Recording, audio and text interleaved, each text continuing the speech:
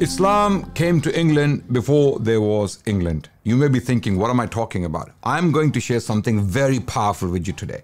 You cannot imagine how Islam influenced British life even before Muslims came to Britain. There was a king called Offa in the 8th century living in Britain, current day England. There was no England at the time. There were Anglo-Saxon principalities.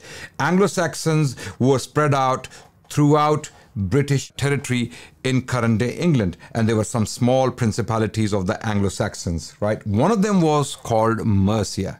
Mercia was in current day England. It wasn't called England at the time. This country collectively came to be known England later on, quite late, right? So at this time, this was a territory called Mercia, and king was Offa, who was a Christian king who ruled from 756 to 796. At his time, Offa copied the Islamic dinar, and this dinar was minted by the Abbasid Caliph al-Mansur, who was ruling from Baghdad in the 8th century. The dinar Offa copied was minted in the year 157 after Hijrah. 157 Hijri, in other words. Okay, so what was the dinar made of? It was made of gold. It was 4 grams in weight, and it had dawah messages on it. Muslim currency, early Muslim money or early Islamic money had direct dawah messages inscribed on it. For example, the gold dinar had formulas like La ilaha illallah wahdahu la sharika lah. There is no one worthy of worship except Allah, and He has no partners. On the other side of this Islamic dinar, minted by the Umayyads and the Abbasids later on, we had Muhammad Rasulullah inscribed on it. Muhammad, the messenger of God. Then we had verses or formulas taken from the Quran like Muhammad Rasulullah arsalahu bil huda wa dinil haq liyudhhirahu ala dini kulli, taken from chapter 9 of the Quran, verse 33.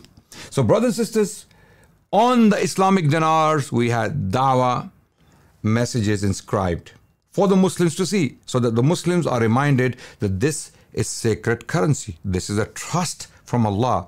This money Muslims possess is not theirs, rather it belongs to Allah. So earn it carefully and spend it carefully. Spend it morally, earn it morally. That was the message. So even the money at the time was giving dawah to Muslims and non-Muslims. So what happens in the 8th century?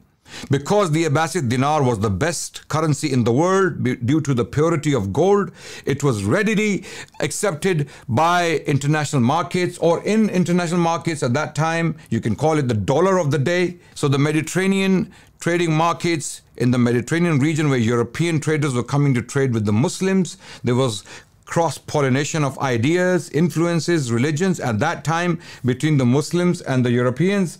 Europeans are taking the Islamic currency with them because it was the best currency in the world due to the quality of the gold. European gold was not accepted at that time because the quality of gold was very substandard. So in order to meet the economic needs of the time, European kings started to imitate, copy Islamic dinars. In other words, they started to forge Islamic dinars for them to be accepted in these international markets. And these copies were made quite closely.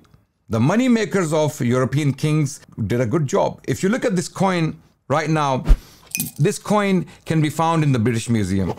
It has Muhammad Rasulullah inscribed on it very, very clearly. But if you turn it upside down, in Latin, it states Offa Rex. In other words, King Offa.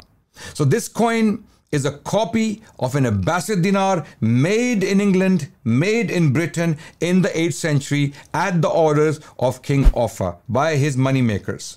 Why was Offa doing it? He was doing it for economic reasons. Because the Abbasid currency, the Abbasid gold was the best in the world. So this currency was readily acceptable, or it was enthusiastically spent and accepted in international markets at the time. But Offa had no idea that he was doing dawah by minting the formula Muhammad Rasulullah on the coin. Even though Offa himself was a Christian king, he had no idea what was being inscribed on the coin But Allah subhanahu wa ta'ala has His ways. The dawah of Islam, the dawah of the Muslims had reached Britain before Muslims stepped on this island. Dawah came to England before there was England. This is the point I'm trying to raise. Look at this coin. It has La ilaha illallah wahdahu la sharika la inscribed on it. It has Muhammad Rasulullah inscribed on it. It has the name of the English king or the Anglo-Saxon king who ruled a territory called Mercia in the 8th century. So this coin was minted between 774 to 790 CE. 774 to 790 CE. As early as the 8th century. So the Dawah of Islam came almost 150 years after the Prophet of Islam died in Arabia. The Prophet died in 632 CE, and by 770, the Dawah of Islam on coins or through economic activity had reached Britain, in particular England. I thought I must share this story with you. Dawah is dynamic, never belittle it. And this shows you that the history of Dawah in Britain did not start with Muslims coming to Britain in the 20th century. Rather, the history of Dawah in Britain started in the 8th century, soon after the Prophet himself, sallallahu alaihi wasallam, passed away.